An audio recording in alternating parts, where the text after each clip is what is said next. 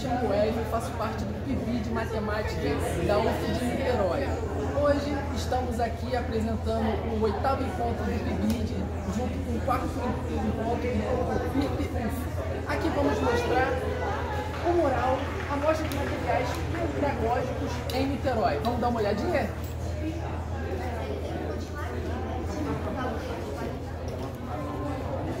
Então, gente, a gente começa aqui com uma atividade de geometria super deliciosa.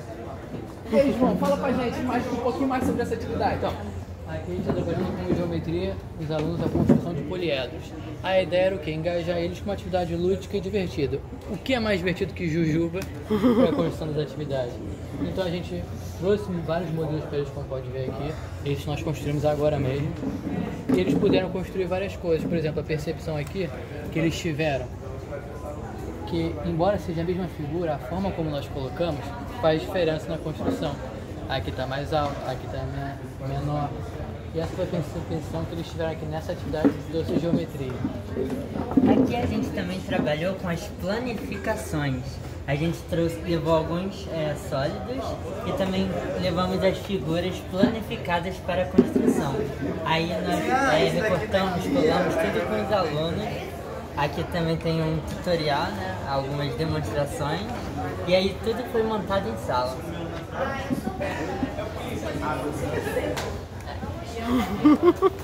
Então, gente, essa foi a atividade doçuras do nosso PIBID. Vamos para a próxima.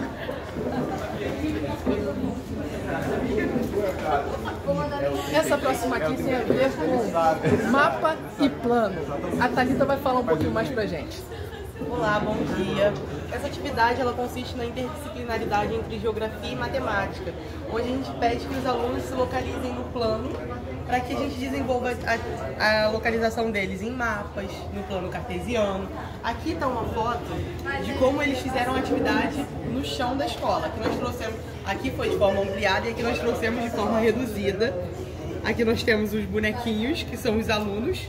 E aqui estão as letras e os números, que eles sorteavam, encontravam os pontos e aprendiam a se localizar nos mapas através de sorteio.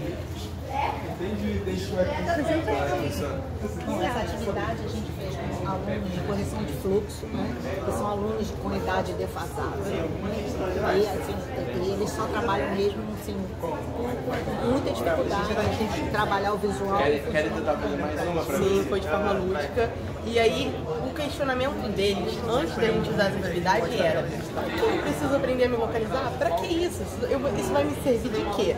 E aí nós desenvolvemos essa atividade, e aí depois nós desenvolvemos uma lista onde eles aprendiam a se localizar para sair da escola e ir até um campo de São Bento, que é o lugar que é do lado da escola, e eles aproveitaram para se localizar. E aí assim eles começaram a entender o porquê, a importância disso.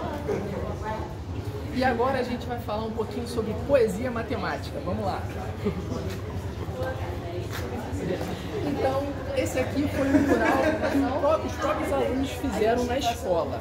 Foi um projeto, né, interdisciplinar de português e matemática, onde a gente levou um poema matemático, né, do Milor Fernandes para os alunos, onde eles tiveram que interpretar algumas palavrinhas que tem, né, duplo sentido, na matemática e no português. Aí a gente levou essa atividade para eles.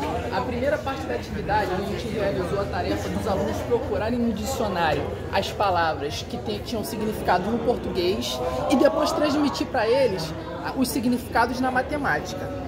Na segunda parte da atividade, a professora de português do Baltazar Bernardino acompanhou a turma e fez uma interpretação sobre a poesia inteira do Milor Fernandes, onde a gente conseguiu ver bem a interdisciplinaridade em ação e também a diferença que tem entre a gente interpretar com a poesia e a professora de português interpretar a poesia. Aqui tem algumas fotos do mural, dos materiais produzidos pelos alunos. Aqui a gente vê, aqui tem uma arte, Imagem, né? a imagem de uma arte que o próprio aluno fez. Um dos alunos, ele é desenhista, então ele ilustrou toda a história da poesia através dessa imagem aqui que vocês podem ver. Então ele descreveu cada personagem com as características que estavam na própria poesia. É o desenho. Bom, eu sou a professora da turma, né? Então foi um projeto meu xodó, que eu queria ter desenvolvido há muito tempo. Foi assim, realmente fantástico. E a gente fez várias etapas, falamos dos matemáticos que o poema cita. Então, ele fala de Euclides, né, de Einstein, né? A gente teve a oportunidade também de explicar para eles, né, o que é um grande matemático. Fizemos uma discussão com um outro bolsista que também, né, entende muito bem de física, sobre, né, as conquistas, né, da matemática, os caminhos que eles vão andar junto com a física, e foi assim, realmente maravilhoso. Vou chamar a Thalita, que a Thalita foi uma das autoras junto comigo ali no segundo ano. Ela deu a ideia para ele e ele desenvolveu o projeto dentro de uma figura. Essa figura foi através da interpretação da poesia, a interpretação matemática. Então, quando a poesia fala que um quociente apaixonou-se doidamente por uma incógnita, o quociente aqui na figura, ele é o resultado da divisão de 27 dividido por 3 e dá 9. Então, ele tem o formato de um número 9. E aqui é a incógnita, então o colar dela tem uma interrogação, ela tem os olhos romboides, então a gente usou o formato de um romboedro. Romboide é um tamanho menor do que o outro. Ela também fala sobre o corpo ortogonal, então a gente usou aí aqui na explicação tem a explicação sobre o que é o ortogonal, e aí a saia dela tem todos os formatos de um triângulo retângulo, com ângulos de 90 graus e tudo mais. Enfim, essa ilustração foi toda baseada através da interpretação dessa poesia matemática do Milor Fernandes. E a próxima atividade que a gente vai ver é o despertar matemático. Vamos lá?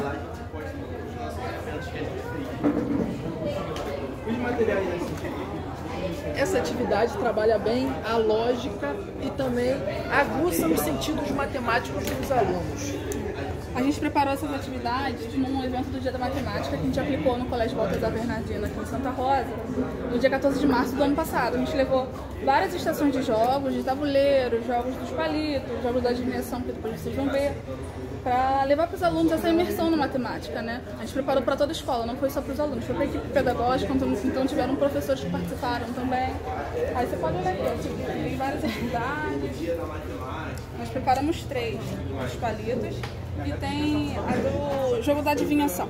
O nosso tá acabando agora. Então, o jogo da adivinhação foi um dos jogos que os alunos mais gostaram. E a gente vai deixar para a professora a parte teórica da explicação. Você fez a adivinhação? Na verdade, a gente tem como conceito, né, que todo número pode ser fatorado na base 2. Então aqui, na verdade, ele faz um conjunto de números daquela fatoração.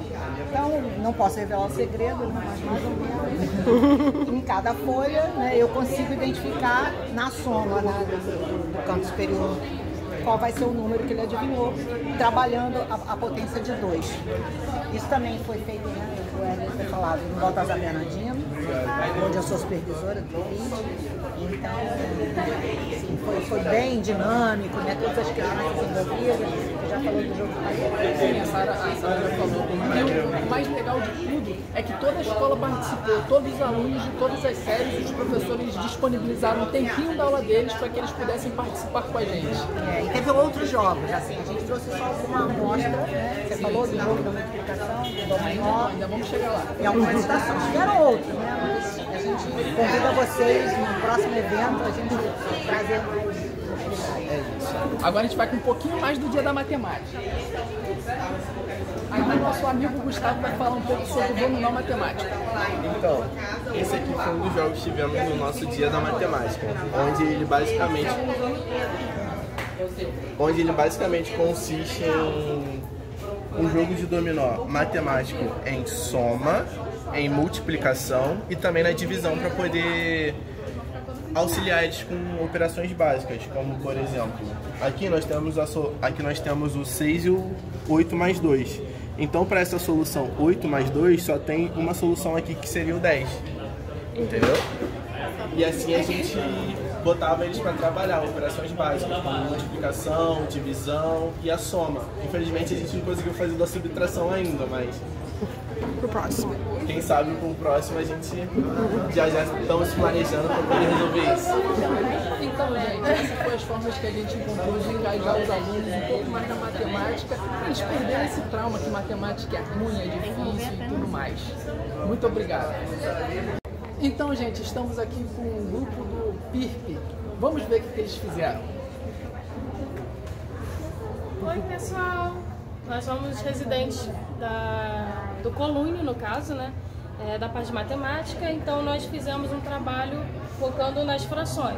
Nós tiramos 2 dias para dar só jogos de frações para os alunos do 7º ano. E aí, como pode ver, tem jogo da memória com frações, aí você tem que comparar o resultado com a parte representativa em desenho, dominó, pescaria com frações, que trabalha com a fração na reta numérica, que é uma coisa diferente. O papatudo com fração, então todo mundo vira a carta, quem tirar a maior fração leva os jogos, leva a mão da vez. Tem jogos de visibilidade, Uno com frações, tem stop com frações também, tem jogo de tabuleiro também para jogar o dadinho e aí tira a fração e acha aqui na representação. E aí a gente fez o trabalho com o 7º ano. Também tem esse daqui que é muito interessante, ó. Esse aqui, praticamente você encontra muito em rede social, que é charadinhas. A gente troca, no caso de variáveis, que o aluno conhece como x, y, z, e a gente bota símbolozinhos para eles resolverem. E depois a gente vem explicando como seria um sistema de equações. Esse foi o único trabalho que nós fizemos para a turma do 8º. Que aí aqui já foi para introduzir sistemas de equação linear. O resto foi tudo 7º ano com a parte de fração. Isso. E agora vamos falar um pouquinho sobre matéria difícil. Progressão aritmética, vocês sabem fazer? Será que é difícil mesmo? Marcos vai mostrar pra gente que é super fácil. Então, quando a gente foi apresentar o conteúdo de progressão aritmética, a gente pensou que seria mais legal a gente poder apresentar ele utilizando algum jogo. Não seguir só a aula tradicional, que é só em quadro e tudo mais. Então, para isso, a gente produziu, primeiramente, como está aqui em algumas fotos, um material de slides, uma sequência de slides, para eles poderem acompanhar o conteúdo enquanto a gente explicava o conteúdo. Após essa sequência, a gente utilizou o Kahoot como primeiro jogo que a gente fez para ver se eles realmente entenderam aquela sequência ou se a gente precisava voltar naquilo para que o próprio jogo que a gente trouxe pudesse fazer um efeito legal, não que eles estivessem jogando ainda com muitas dúvidas. E após o jogo do Kahoot, como a gente tinha visto que os alunos tinham apresentado uma boa desenvoltura, a gente já veio com o jogo Assistant Up, que serviu para eles montarem sequências e se desafiarem uns contra os outros para promover o jogo em si. E foi isso. Então, gente, essa foi a apresentação do PIRP e do PIBID. Então, gente, agora a gente vai apresentar o trabalho do PIBID em Educação Física, da UF de Niterói.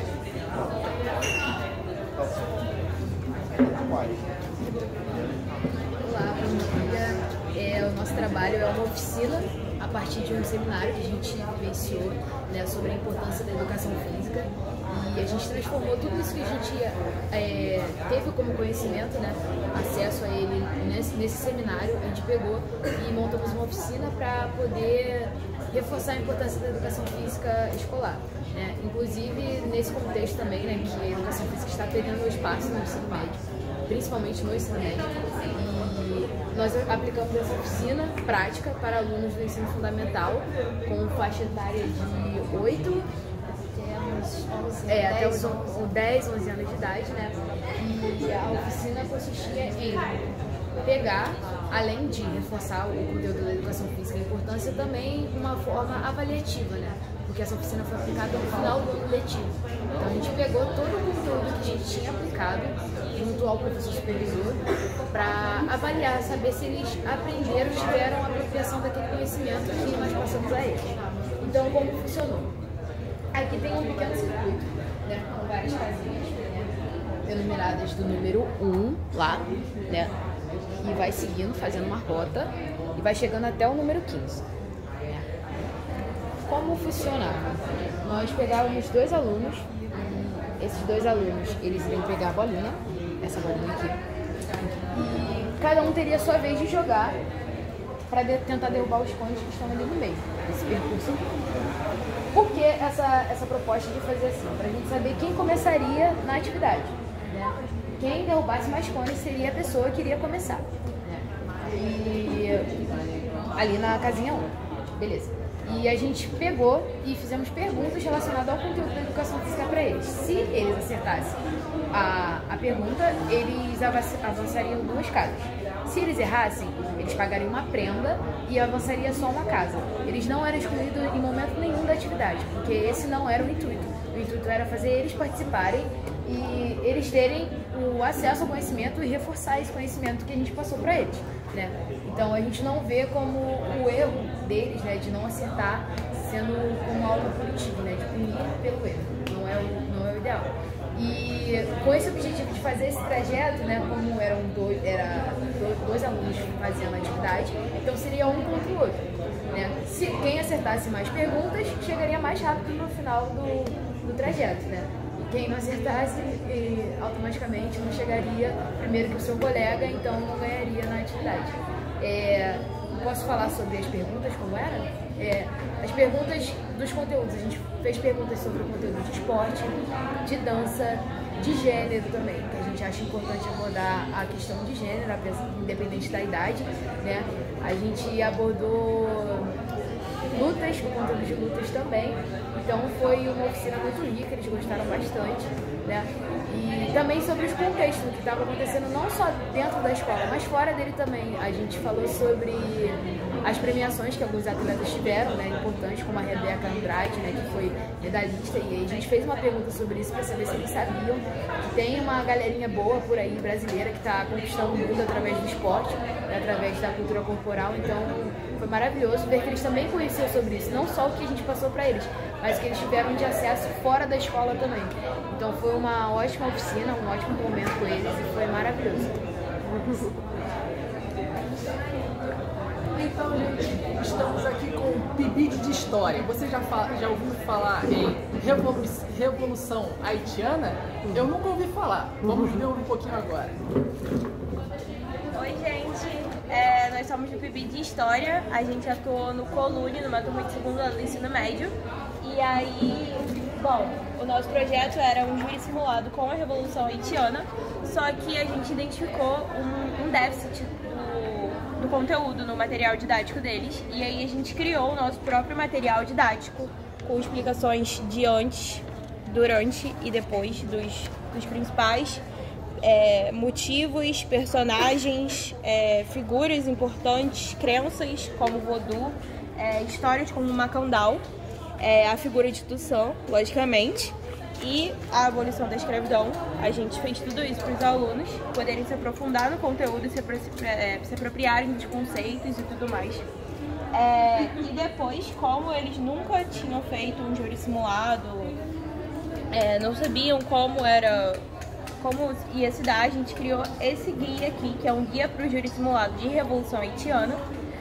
Ele é um guia geral para o júri simulado, mas ele tem foco na Revolução Haitiana, e aí ele conta com uma cronologia da Revolução, com um vocabulário que eles deveriam usar, né, de escravizar, por exemplo, usar o escravizado, quem era o escravista, como eles vão se referir ao juiz durante o júri, os papéis que eles iam desempenhar de testemunha, de advogado, e tinham também jornalistas, porque a gente também produziu um podcast durante esse processo. Aí aqui, vamos lá, um contexto geral da França e da Revolução Francesa, mais uma vez para eles poderem se aprofundar no conteúdo, explicando a colônia da Ilha de São Domingos, né, que era uma colônia francesa, que é o atual Haiti. Aqui a gente usou os Jacobinos Negros, que é um clássico da Revolução Haitiana, para poder dar a eles um pouco de realidade da dimensão histórica da Revolução. Conta com pequenos trechos do livro, contando como era o cotidiano na Ilha de São Domingos. Declaração dos Direitos do Homem e do Cidadão, que era um dos principais apoios, né, da Revolução. E aqui é o guia mesmo, né, de que maneira posso usar a declaração na minha argumentação em defesa de Toussaint, de que maneira posso usar a decoração para acusar o Sam. E tem exemplos, né? E os artigos que eles podem usar também. Mais trechos do livro Jacobinos Negros, para eles poderem se apropriar da dimensão histórica da ilha. Aqui são mais trechos. E aqui é um exemplo de como eles podem usar os trechos, de como eles podem usar os artigos da Revolução, da Declaração e essas coisas. E esse foi o nosso processo de criação desse material. Tu falou tudo. E aí, gente, vamos continuar com a atividade PIB de matemática. Oi, gente. Essa primeira atividade aqui foi uma atividade que nós realizamos no Colune com uma turma de 9º ano. E a atividade foi para a gente desenvolver o Teorema de Pitágoras. E aí a gente utilizou essas figuras geométricas para poder fazer a demonstração, que ficou nesse formato aqui, ó.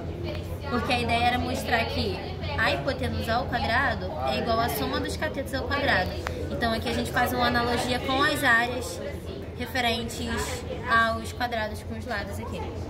E aí, esse foi o material que os alunos receberam para estar acompanhando a demonstração com a gente em sala. E esse foi o material que nós utilizamos no quadro para poder demonstrar o teorema com os alunos.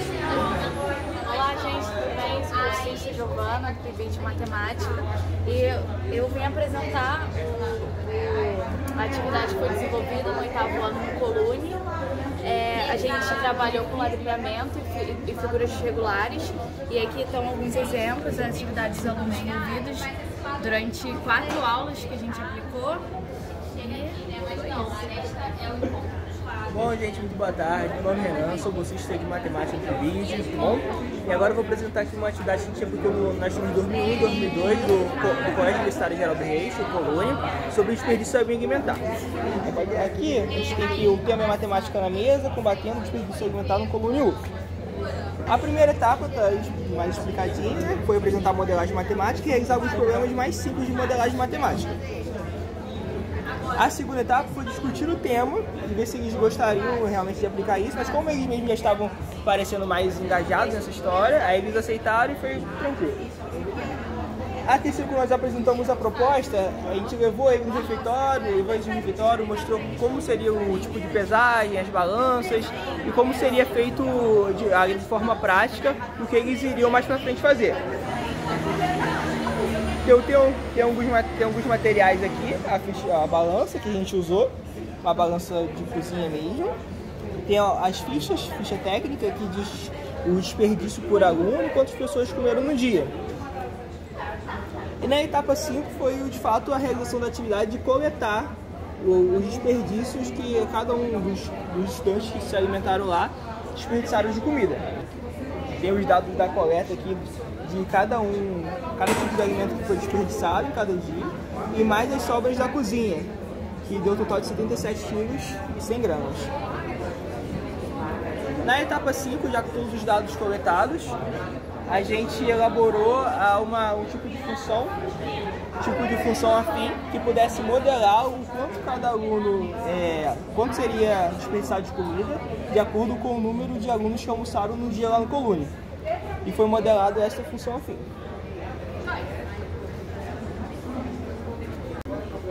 E aí, gente, estamos aqui no PIB de Matemática e a colega vai apresentar uma atividade sobre sustentabilidade. Olá, boa tarde. Então, eu trouxe aqui à mostra uma oficina que a gente fez no Colégio Universitário Geraldo Reis. A gente falou um pouco sobre a Mata Atlântica e como um chamativo para os alunos a gente fez um jogo de escape room, que a gente batizou, né, carinhosamente como escape jogo. E aí a gente fez vários animais em papelão e alguns materiais de colorir, como papel crepom, color 7, etc. E a gente trouxe diversos materiais diferentes para os alunos terem um contato também. Como essas lanternas, eles tiveram caneta de luz negra, então eles podiam enxergar coisas invisíveis. Eles tinham luvas, porque era uma experiência sensorial, então eles tinham um local que eles iam botar a mão dentro de algo pegajoso. Tinham vários baús também, então são diversos tipos de material, trena, que eles poderiam explorar o ambiente que foi tematicamente organizado. E aqui você pode ver, ó, eles com a luz negra, resolvendo os enigmas, né? Porque o objetivo do jogo é escapar da sala. Então eles tinham vários enigmas dentro de baús, que eles tinham que descobrir o segredo e explorar a sala. A gente montou uma árvore, aqui eles pegando o primeiro baú que era submerso.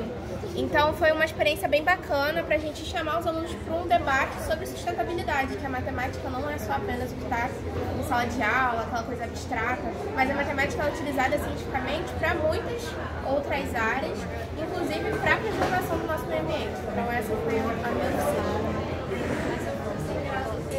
Muito bom, né, gente? Vamos ver aqui a próxima oficina da colega, Eureka. Oi, gente, tudo bem?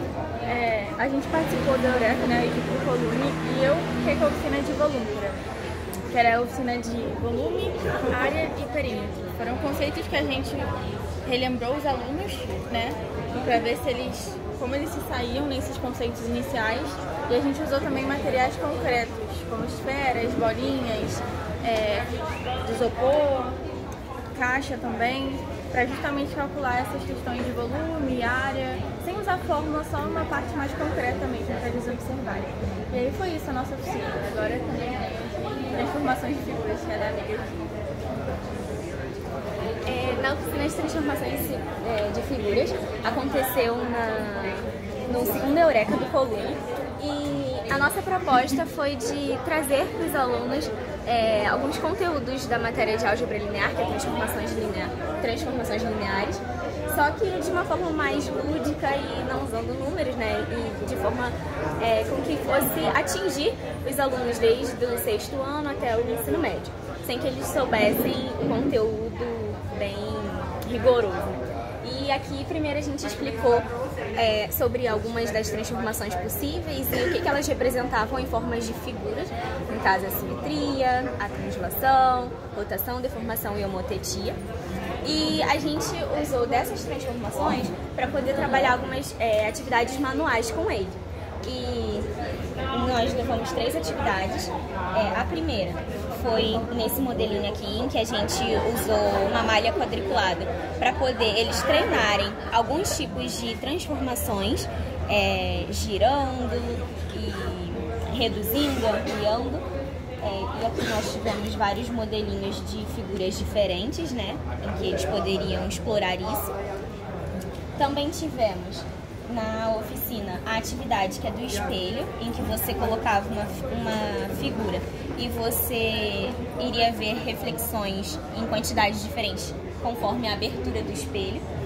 E também uma que eles mais gostaram, que foi a de simetria, em que eles tinham que fazer dobraduras de papéis e fazerem mosaicos simétricos nas folhas, e eles fizeram várias figuras diferentes com esses mosaicos. Atividades muito legais, bem palpáveis e sempre se referindo no aluno, né? Então, gente, isso é tudo sobre a mostra do Pilotis. Agora a gente vai lá para o segundo andar do bloco D.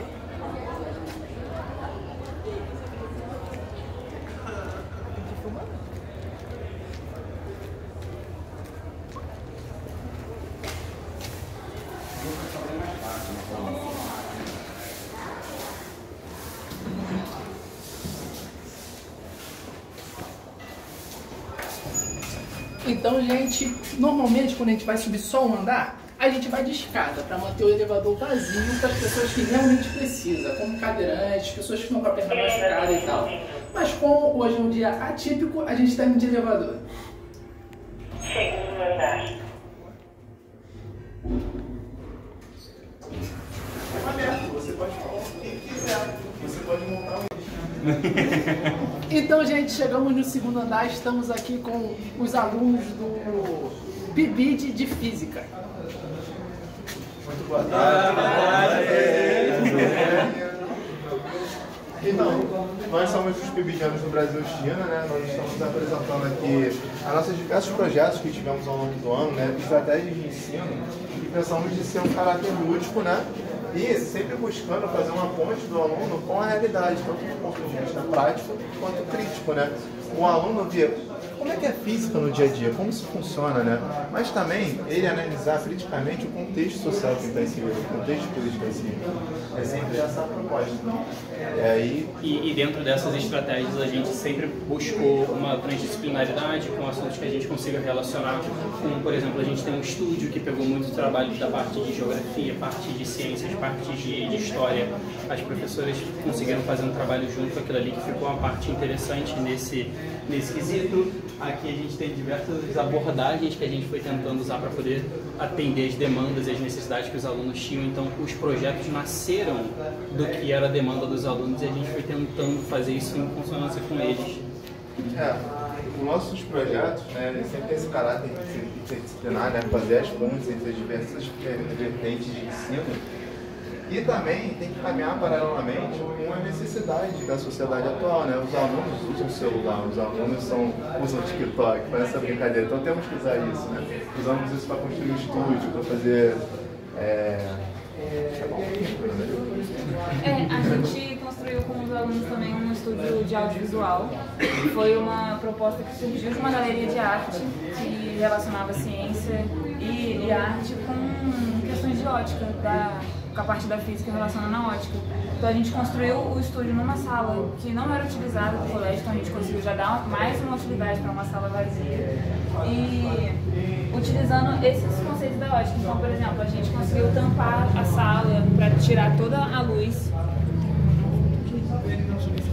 A gente conseguiu tirar toda a luz da sala para a gente ter uma ambientação melhor para os vídeos. A gente conseguiu colocar uma tela verde na parede e também a gente construiu esse refletor de baixo custo. A gente usou TNT, usou lâmpada e estudando a física com os alunos, a gente também conseguiu incentivar eles a criarem, a expressarem a criatividade. Um dos nossos outros projetos, né, nós tivemos um jogo de realidade simulada, né?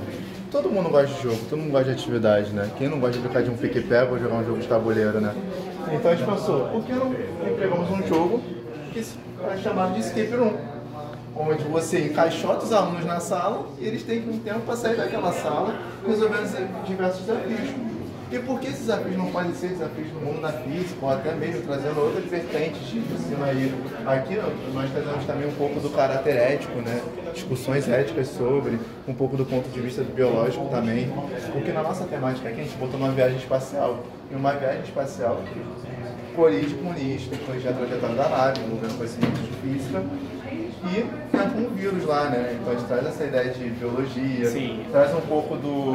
A gente sempre tentou fazer uma abordagem transdisciplinar também, porque para fazer uma abordagem de logaritmo a gente escolheu um assunto de terremoto para poder abordar com os alunos.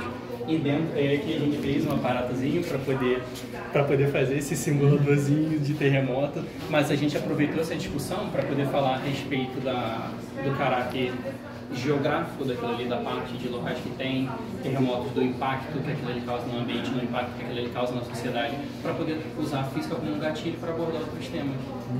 Legal comentar até que essa parte aqui desses projetos, ele foi um trabalho que não foi só conivente com o trabalho dos licencianos, como dos alunos. Para você ter uma noção, isso aqui foi produzido um trabalho em conjunto com os alunos aqui. Por exemplo, muitos materiais aqui que foram feitos, eles vieram de arrecadação. Isso aqui, porque é um colégio, é uma instituição pública, é uma instituição que depende muito de outros tipos de verba do governo, tá? Então, para fazer um projeto mais independente, a gente pegou esse tipo de arrecadação. Isso aqui veio de um sofá velho, isso aqui foi material deixado de obra, e isso aqui é um liquidificador quebrado. Então, assim, a gente pegou esses conceitos aqui e conseguiu criar uma aula junto com os alunos, não só para ensinar o terremoto, mas isso aqui foi fabricado com eles, em comunhão da gente. Por exemplo, esse fio aqui foi feito pelos alunos.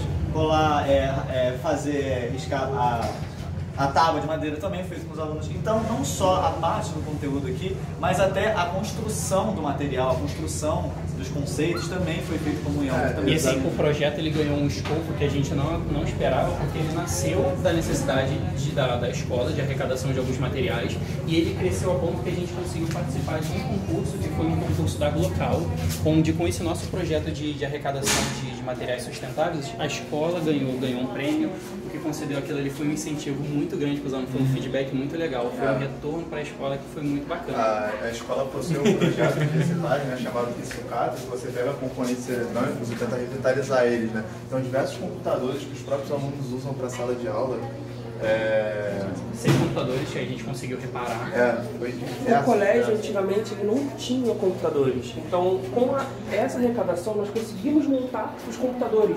Conseguimos ensinar disciplinas usando esses computadores. O colégio tem uma política, por fazermos parte de uma disciplina de oficina de ciências exatas, nós podemos explicar diversos conteúdos. E um desses conteúdos era a programação. Então, usando a programação, nós conseguimos explicar para os alunos conceitos. Então, dentro do nosso estudo, nós tínhamos um desafio que os alunos tinham que resolver uma codificação e descobrir qual é o problema dessa codificação para poder avançar no nosso desafio, avançar na nossa próxima área. Então, a ideia do elevador ele surgiu assim, a escola estava em obra, inclusive, dentro daquela discussão do porquê que o pessoal da obra usava esse sistema de polias para poder estar erguendo o peso e tudo mais, a gente usou como um gatilho para poder fazer essa discussão, para poder mostrar. Aí a gente construiu uma maquete em escala, inclusive, depois a gente conseguiu erguer os alunos, inclusive, a gente fez um modelo em escala real que a gente conseguiu erguer os alunos. Ergueu até um professor aqui também, a gente deixaram ele de castigo lá em cima. E isso é um tipo de conteúdo que você está no currículo comum do ensino médio, né? Então, assim, a gente tem que dar isso, geralmente é dado no quadro, uma forma bem chata, né? E aí a gente pensou isso numa forma prática, que os alunos que, como até um amigo da já mencionou, que ele vê assim, eles dormiam em sala de aula, tinham dificuldade, sabe, de acessar ele. E aqui ele estava completamente envolvido com o experimento, né? Ele queria participar, ele já estava pensando em como melhorar isso para... A montagem da estrutura, onde fazer, local com acessibilidade, tudo isso foi uma parte da discussão que cresceu dentro daquilo ali. Então a gente tira o aluno só da física, da matemática para poder fazer uma discussão. A gente tem um aluno cadeirante, inclusive no Brasil China, e os alunos falaram, olha, a construção não pode ser nesse ponto, tem que ser do outro, porque aqui tem uma rampa de acesso. Então, várias soluções dos problemas que foi feito foram através dos alunos, dentro de uma conversa que assim, englobou muito mais do que só aquele escopo de física necessariamente, porque foi uma novidade, foi a parte mais legal do trabalho em si, foi o resultado dos alunos. Então, gente, vamos andar mais um pouquinho pelo segundo andar.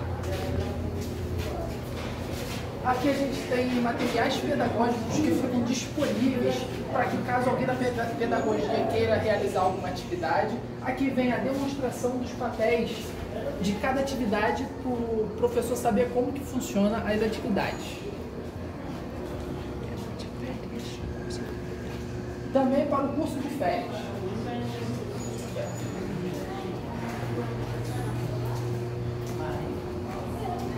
E agora chegamos aqui no PIRP de Biologia. Nosso colega vai falar um pouquinho sobre a atividade dele. Olá, boa tarde, tudo bem? Então, meu nome é Arthur Gomes, eu sou bolsista, né, do programa de residência pedagógica pelo núcleo da Biologia de Niterói. Essa atividade aqui, ela foi aplicada no Colégio Estadual Liceu Nilo Peçanha, fica relativamente próximo aqui do Jaraguatá. E essa atividade, ela foi criada antes da nossa entrada no PIRP, né? Ela foi desenvolvida em uma matéria da licenciatura, onde nós escolhíamos um trecho de um livro que a gente pudesse escolher, né? E nesse caso foi o livro Guia do Mochileiro das Galáxias, onde nele tem um trecho que fala de um peixe que entra no ouvido de pessoas, né, dos hospedeiros, e aí ele consegue traduzir qualquer idioma existente no universo. E bom, apesar da gente saber, né, que esse tipo de peixe ou esse tipo de característica de habilidade especial não existe, né, no nosso cotidiano ou na natureza, o livro explica tudo isso de uma forma muito convincente, fazendo parecer com que essas características nesse animal parecessem muito reais, né, pudessem existir no cotidiano. Então, inspirado por isso, decidimos criar uma atividade que envolveria a criação de seres vivos que estariam conectados por meio de uma cadeia alimentar, sendo que esses organismos poderiam ter ou não habilidades especiais que poderiam ser explicadas pelos alunos. Bom, quando a gente fez essa disciplina, ela não saiu do papel, né? Essa atividade não saiu do papel. Então a gente não criou nenhum tipo de material, não desenvolveu nenhum tipo de dinâmica, né? não aprofundamos muito ela. A gente só pôde fazer isso com a entrada no núcleo da residência, né, que aconteceu em meados de maio, junho de 2023.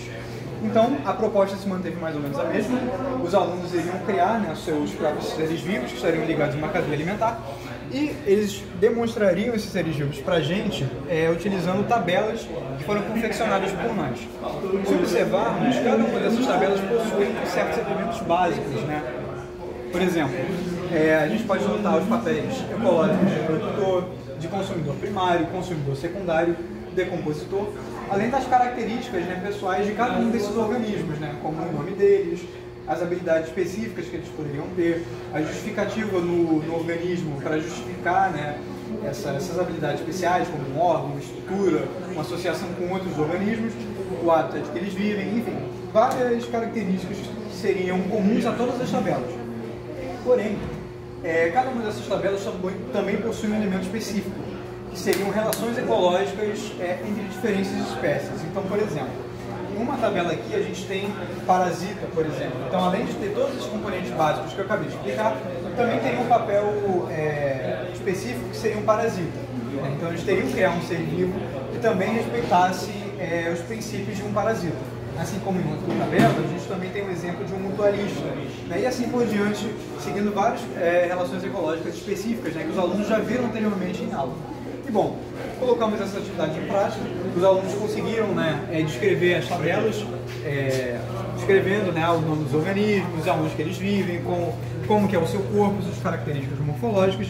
E aí, no verso da tabela, a gente pediu para que os alunos criassem, né, tentassem ilustrar, desenhar esses seres vivos, né. Então aqui temos alguns exemplos das criações, né, que os alunos puderam ter. Esqueci de explicar. Essa atividade foi passada para alunos da primeira série do ensino médio. Então, a gente conseguiu analisar alguns resultados, né? O principal ponto que a gente percebeu foi uma certa dificuldade em compreender a noção de decompositor, né? O papel do decompositor. Mas aí, quando a gente percebeu, né, que os alunos tinham essa dificuldade, na aula seguinte, que a gente devolveu essa tabela, né, já com as correções, a gente também queria explicar para os alunos um a um sobre o que necessariamente um decompositor precisaria ter, né? Quais são os exemplos que são mais comuns de ver na natureza, como bactérias e fungos. E também explicar, né? Por exemplo, os decompositores são responsáveis por fazer a reciclagem de nutrientes, eles também decompõem a matéria orgânica morta, né, dos organismos que morrem, enfim. E a atividade assim se desenvolveu, né? A gente diria que foi um sucesso, porque o principal objetivo dela foi fazer com que os alunos pudessem compreender esses papéis ecológicos ao ponto que eles não precisariam se atrelar a exemplos da natureza, né? Por exemplo, consumidor primário. Geralmente os alunos associam a vacas ou a gafanhotos, insetos que se alimentam de plantas. Mas com essa atividade já tiveram uma liberdade para conseguirem associar esse tipo de papel ecológico com o próprio imaginário deles, né? Então, diria que se a gente analisar, né, o objetivo por si só, eu diria que foi um sucesso. Então, gente, vamos chegando mais para biologia. Dessa vez estamos aqui com o PIB de Biologia, Super Trunfos. Nosso colega Vitor vai falar um pouquinho. Boa tarde, meu nome é Vitor, eu sou PIB de Biologia, como o nosso colega falou. E um dos nossos materiais didáticos é o Super Trunfo dos micro-organismos. Ok, imagino que todo mundo aí já deve ter jogado Super Trunfo, Uno ou algum jogo de carta. E a gente pegou essa ideia, que é um jogo lúdico, todo mundo conhece, é fácil de ser reproduzido, e a gente adaptou para ensinar sobre microbiologia. Então, você pode ver as nossas cartas. Nós temos 4 tipos de categorias. Nós temos as cartas amarelas, elas são protozoários, né? As cartas rosas, elas são fungos. As cartas vermelhas são vírus. E as cartas verdes são bactérias.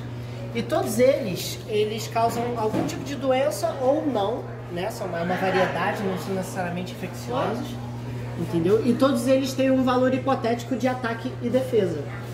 E com esses valores, a gente pode fazer uma dinâmica entre vários jogadores e fazer um super trunfo. Essa carta aqui, a gente tem 2 cartas especiais, a máscara e o álcool... Ah, o álcool não tá aqui. Mas enfim, o álcool em gel, aqui. Essas duas cartas são cartas especiais. A máscara é uma carta que tem 1000 de defesa e 0 de ataque. E o álcool em gel tem 1000 de ataque e 0 de defesa. E elas podem ser utilizadas com qualquer micro-organismo. Entendeu? O jogo ele não tem regras claras, ele pode ser adaptado da forma que você quiser dentro da sala de aula, de acordo com as necessidades do professor. E é a nossa proposta de popularizar o ensino de microbiologia nas escolas. É ótimo que fala a língua dos jovens, né? Os jogos de carta, Pokémon, Yu-Gi-Oh!, Magic, tá tudo envolvido nisso aí. Obrigado. Vamos agora para o próximo jogo da biologia.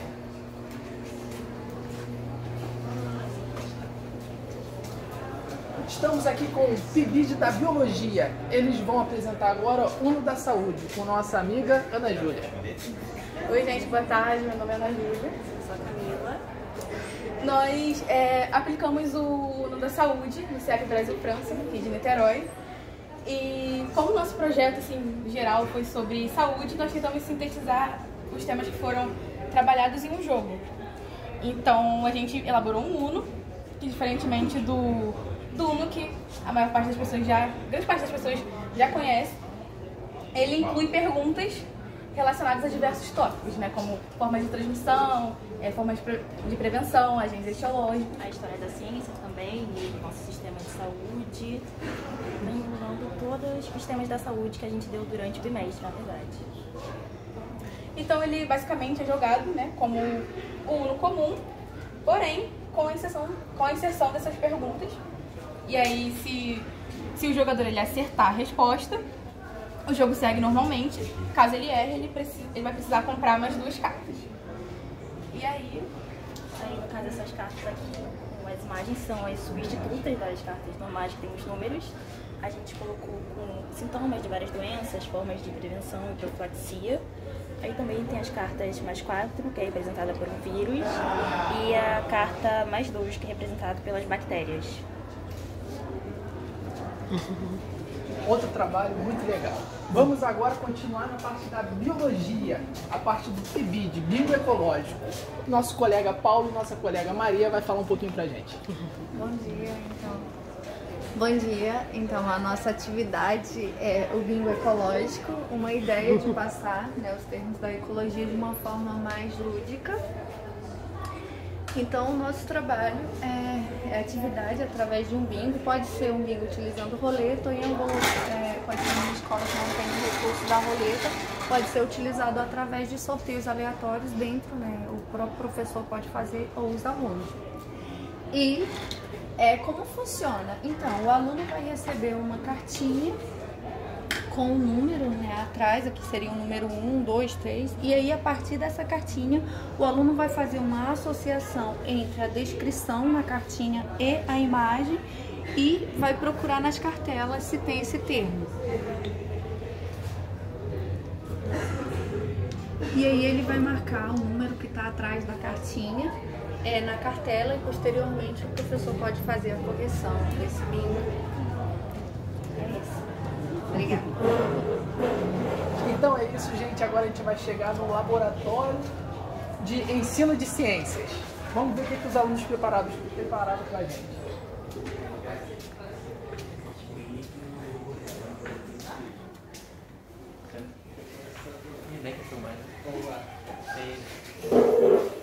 Então, gente, vamos começar aqui com o PIRP da biologia. Pelo visto, eles estão no banheiro. Então a gente vai ter que... Mas aqui eu creio que seja todo mundo PIRP da biologia, não é isso, gente? Não, tem química também. Opa! PIRP, biologia e química. Tem aqui. Desliguei, eu tô comendo. Voltaram, gente. Vamos pra simulação de deixa ela falar que é melhor. Boa tarde. É uma simulação de aterosclerose, que é um problema cardiovascular que acontece por diversos motivos, inclusive hábitos não saudáveis no dia a dia. A simulação é feita muito simples, com um rolo de papel higiênico pintado de vermelho, cortado, né, com 2, 3 dedos de largura, e massinha de modelar, nesses formatos de bolinha amarela, para representar a gordura. E o rolo de papel higiênico para representar justamente os vasos sanguíneos, né?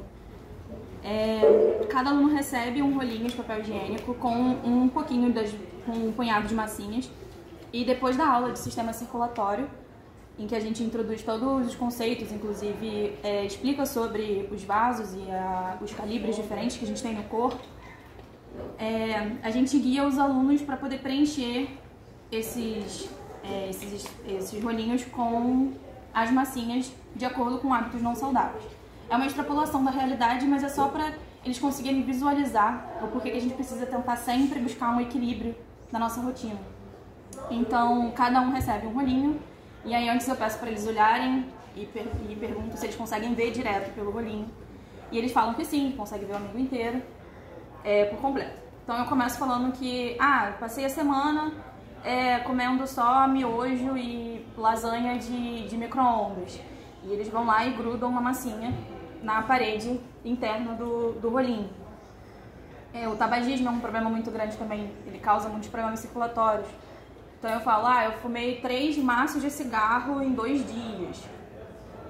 Bebi muito refrigerante e não bebi água direito. Né? Não fiz exercício os 30 minutos mínimos, né? Só não andei durante o dia. E aí vai acumulando e grudando. E aí depois de um tempo que já tem algumas massinhas coladas, eu peço para eles olharem de novo e verem se conseguem ver o amigo através. E eles vão sempre incentivando a interação deles, porque isso ajuda muito na fixação desses conteúdos. E eles vão e respondem que não conseguem ver. Então eu peço para eles imaginarem que o que eles veem é onde o sangue passa. Então eles vão respondendo, então passa com uma dificuldade, então isso que aumenta a pressão. E com os próprios conhecimentos que eles têm do dia a dia, eles já trazem os questionamentos também. Também eu fico com um rolinho cortado, né, para poder diminuir o tamanho dele, assim, por dentro. E eu explico também que tem outro problema, que às vezes essa massinha se desgruda do calibre maior e vai passeando pelo corpo até chegar no calibre menor. E aí mostro para eles a dificuldade justamente de passar, e aí esse calibre menor fica entupido. Então eles trazem, então isso que é trombose, então isso que dá problema de circulação. E a partir dessa troca de experiências e de conhecimentos, a gente vai ajudando a fixar sobre, por exemplo, a importância de você ter, se você puder fazer o deslocamento a pé, não precisar pegar um ônibus, você faz a pé, do porquê que você precisa beber bastante água durante o dia, ou do porquê precisa ter uma alimentação mais regrada, não comer tanta porcaria durante o dia e tudo mais. Também em relação, por exemplo, ao tabagismo, que é um problema muito grande. E no final da aula a gente pede para eles darem um feedback, dizendo o que eles aprenderam, o que eles entenderam do conteúdo, e eles respondem justamente com tudo isso, que eu entendi do porquê que a gente tem que beber água e não pode ficar comendo porcaria todo dia. A atividade foi pensada para alunos das turmas noturnas, né, de jovens e adultos, mas ela também pode ser adaptada para outras faixas etárias, com coisas do dia a dia deles também. Vamos ver o que os nossos outros colegas prepararam pra gente.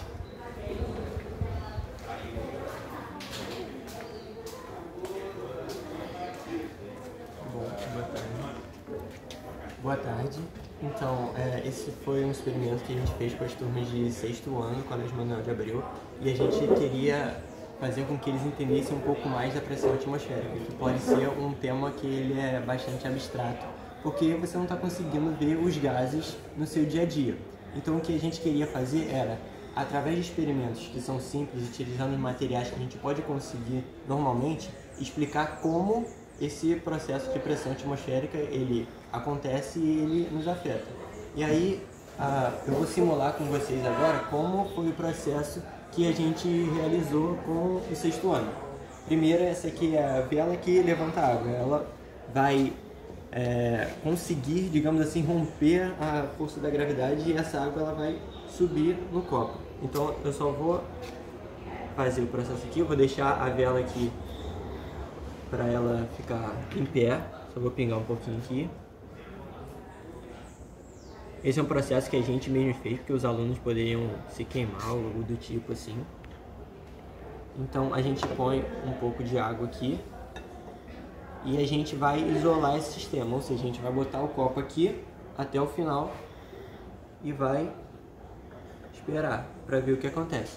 Então a gente simulava isso com eles E aqui o copo ele poderia ser um pouco mais fino e também para vocês visualizarem melhor, não ter essas listras aqui, mas o processo que acontece, assim, fisicamente falando, é que quando a gente coloca esse copo aqui, a gente vai ter dois processos. O primeiro, a gente vai ter a combustão acontecendo e ela terminando. A combustão é o processo que você vai ocorrer na presença de oxigênio. E quando você tampa esse processo aqui, o oxigênio ele vai ter um tempo e ele vai se esgotar. Mas o que a gente queria demonstrar com a pressão é que quando você aquece algo e depois esse algo ele esfria, você vai ter um processo de contração e a pressão aqui ela vai diminuir. Se a pressão dentro é menor do que a pressão do lado de fora, a pressão atmosférica ela empurra essa água para cima. Não sei se vocês conseguem visualizar aqui, mas ela sobe um pouco e quando você tira isso aqui do sistema, ela retorna para a posição original. Nesse segundo experimento, a gente utilizou uma garrafa PET comum e utilizou uma fita para vedar, a gente fez 3 buracos. E o que a gente queria demonstrar é que essa pressão ela varia de acordo com a altitude. Então a gente estava numa escola que ela era próxima à Praia de Caraí. Então a gente utilizou. Quando você está próximo à Praia de Caraí, você tem uma pressão maior sobre você, porque você está a nível do mar. Mas se você aumenta a altitude aqui, por exemplo, para um La Paz ou onde acontece esses jogos de futebol que o pessoal fica muito cansado, a pressão atmosférica ela é menor. E aí a gente queria demonstrar isso através de encher essa garrafa aqui. A gente enche ela até cobrir os 3 pontos.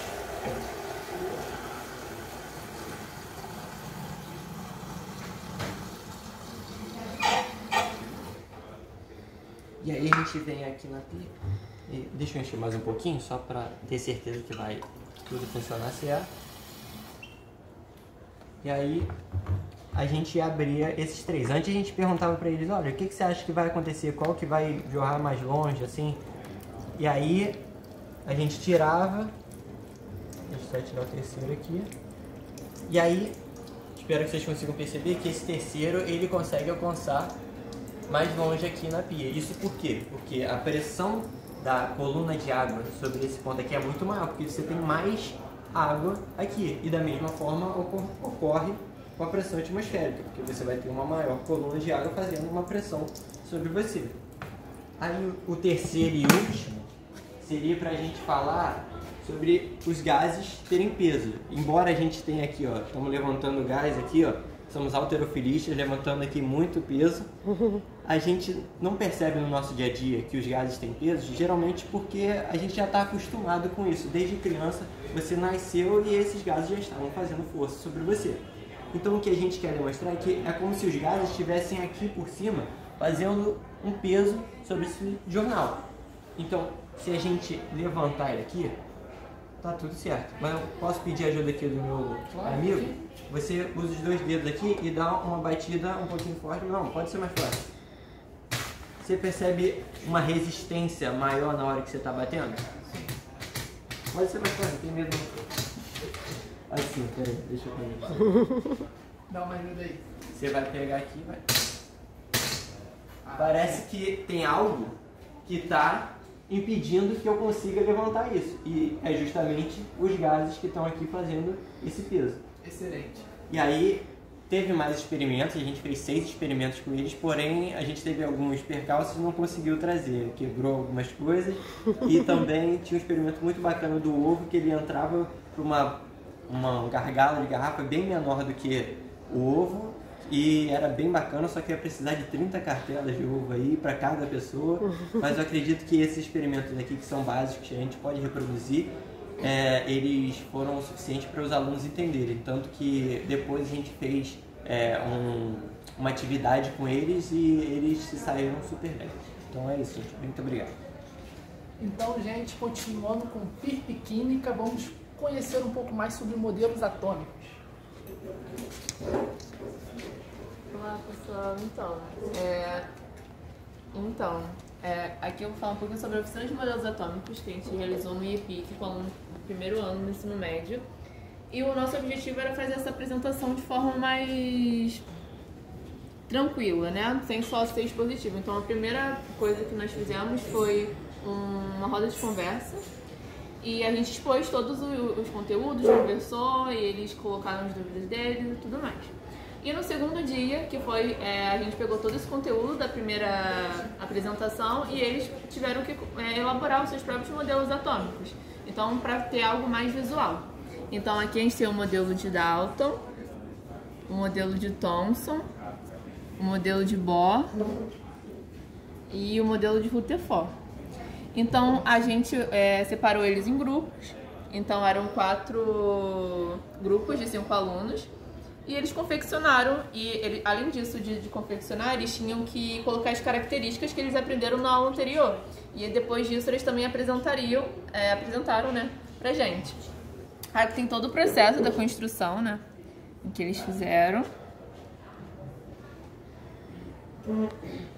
E foi bem dinâmico. E é importante enfatizar que no primeiro dia a gente fez um quiz também, que sempre tentamos trabalhar essa atividade em grupos. Então eles se juntaram em grupos e tinham que responder perguntas de forma didática, a gente deu brinde no final e foi muito interessante. A segunda parte que a gente também elaborou com eles é todo esse contexto histórico, né? Então a gente entra na Química tem História, que a gente perguntava pra eles assim, pra você o que é ser um cientista? E muitos, né, falam as características, normalmente barba branca e várias outras coisas, e quais cientistas também eles conheciam. E aí eles falavam Darwin, Newton, e o que normalmente a gente sempre escuta na escola. E aqui nós trabalhamos com ele, né, o apagamento feminino na construção da tabela periódica. Então a gente apresentou, né, cada card desse vira e você tem a explicação de cada mulher dessa contribuiu, né? Então foi bastante importante a questão da reflexão, né, sobre cientistas, até quem pode ser cientista, e todos nós podemos. E foi isso.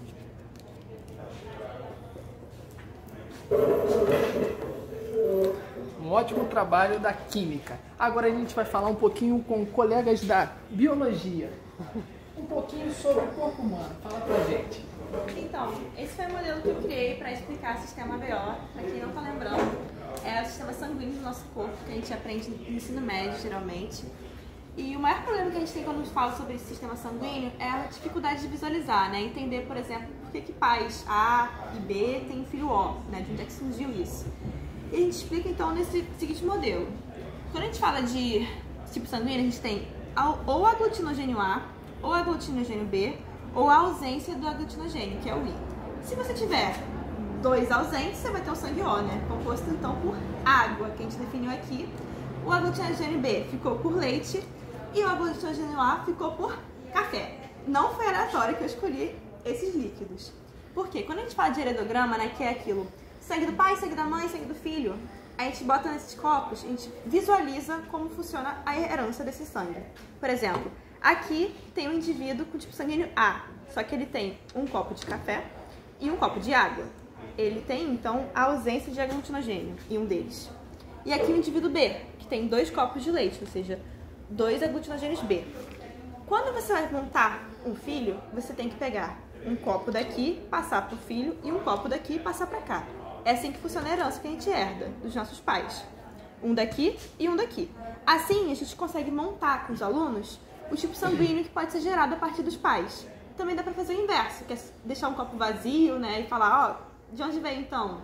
E completando. Aqui no caso, a gente também trabalha com uma terceira via, que significa a mistura desses líquidos. Por que é importante? Quando a gente fala de doação. Quando a gente fala de doação, a gente tem que entender por que, por exemplo, indivíduos AB, que aqui é leite e café, podem receber todos os tipos sanguíneos. Porque o sangue deles, na verdade, é um café com leite. Então você pode receber tanto água, quanto leite, quanto café. Mas se a gente for falar de indivíduos que só têm água, que são os tipo O, eles não podem receber nada além de água, eles não podem receber nada além de O, porque o resto vai alterar o tipo sanguíneo deles, no caso. E basicamente esse modelo a gente usou com o terceiro ano do ensino médio noturno e também com o ensino de adultos noturno. E eles gostaram muito do feedback, falaram que conseguiram visualizar, mas é um adendo, quando vocês forem falar de tipo sanguíneo com as pessoas, vocês falam que as pessoas podem não saber o tipo sanguíneo delas, tá errado, porque com frequência acontece, tipo assim, nossa, mas o meu pai... Aí você fala, não, calma, seu pai pode ter errado tipo sangue dele. E assim por diante.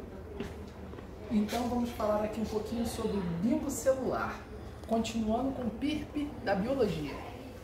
Então, essa atividade aqui foi proposta por mim e a residente também, Isabela, em uma turma da disciplina intitulada Clube de Ciências, que é uma disciplina que é em período integral, e a gente meio que associou a aula teórica deles do primeiro ano do ensino médio com uma professora de biologia, com essa atividade aqui que foi dada no Clube de Ciências. E para isso a gente fez o seguinte: como a aula teórica foi dada em relação a ciclo celular, a gente acabou fazendo com os alunos um bingo celular, que basicamente tem a mesma proposta do bingo normal, só que ao contrário das peças que vão ser cantadas, a gente fazia o seguinte: no ciclo celular nós temos fases diferentes das células, e aí com isso a gente acaba entendendo que a gente pode separar em cada cartela algumas fases, e depois a gente, ao invés de cantar uma pedra em si, número 1, 2, 3 ou 4, a gente meio que, para trabalhar com eles o conteúdo, a gente falava sobre as explicações dadas para cada tipo de ciclo celular, para cada fase do ciclo celular. Então, por exemplo, se a gente quisesse falar sobre a divisão celular em si do ciclo celular, a gente cantava a pedra, entre aspas, que era a seguinte afirmação: nessa fase do ciclo celular está acontecendo a divisão entre as células que estão participando dessa meiose, no caso, que é o termo específico da biologia. E aí com isso, esses alunos deveriam entender esse conceito e aí marcar na cartela em si a fase do ciclo celular, que no caso é aqui, por exemplo, só vou mostrar aqui para vocês, a citocinese, entendeu? E aí, para bolar todas essas cartas aqui, a gente teve que fazer todo um processo para não ter cartelas semelhantes, e com isso um aluno ganhar ao mesmo tempo que o outro. E aí nós bolamos as cartelas diferentes, e para praticidade também docente, nós fizemos 2 cartelas por folha. E aí aqui nessa linha tracejada nós conseguimos cortar as 2 cartelas, e também, de acordo com uma ideia da professora Simone, a gente pode meio que plastificar cada cartela dessa, e aí uma atividade seria proposta apenas para o pessoal do primeiro ano do ensino médio dessa disciplina específica. A gente pode também aplicar para as outras turmas e ter um material que vá durar, não permanente, não para a vida toda, obviamente, mas que vai ter uma boa durabilidade. É isso. Muito obrigado. Então estamos aqui com mais uma aluna do PIRP Biologia, modelo cerebral. Oi, a gente apresentou esse modelo numa aula teórica de sistema nervoso. Aí quando a gente fala sistema nervoso, o que vem à mente, a cabeça? O cérebro, né? Então achei por bem levar uma visão 3D do cérebro para explicar para os alunos as diferentes regiões do nosso cérebro. Apesar de ser importante para o raciocínio, movimento, enfim, cada região tem a sua função. Por exemplo, a frontal é o controle motor. E essa região atrás aqui, que é o occipital, é o controle visual. Então foi basicamente uma aula teórica com um modelo 3D, foi apresentado na frente da sala de aula e passado pelos alunos. Construído, e ele foi construído de elementos baratos, vamos dizer assim, que é isopor. Isso aqui é uma estrutura de isopor coberta com papel alumínio, e isso aqui nada mais é do que massinha, e cada massinha, cor de massinha, representa um lobo cerebral. Então é basicamente isso, é o modelo 3D do cérebro, porque os modelos, aqui vou mostrar pra você, os modelos do cartaz que a gente colocou são todos 2D, né? Então eles não têm uma noção 3D de como é a nossa cabeça. E tentamos moldar de uma forma que pareça um cérebro. É isso, obrigada. Então estamos aqui no PIBID de Pedagogia. Infelizmente a visita das crianças a gente não pôde filmar por conta do direito de imagem, mas a gente vai conseguir entrevistar a professora.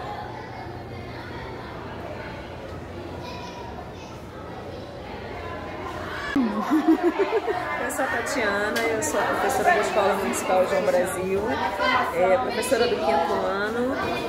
É importante as crianças terem esse espaço e essa noção de pertencimento, de que esse espaço futuramente pode ser ocupado por eles. A intenção do professor hoje é passar esse conhecimento para as crianças, que o espaço público é deles, pertence a eles.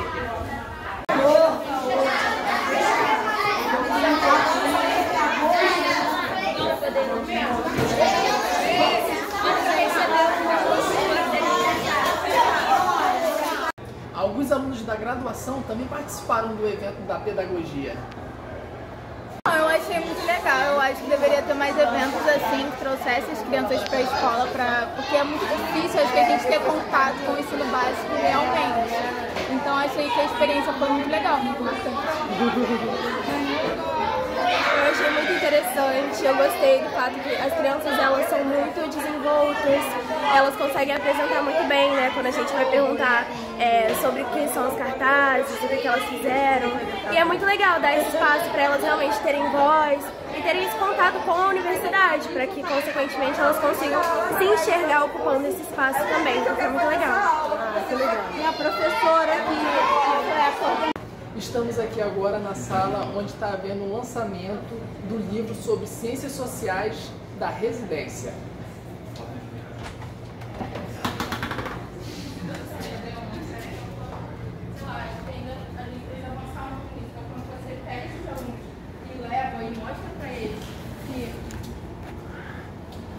É um lugar também, é um espaço que eles devem frequentar, porque as culturas deles também são importantes.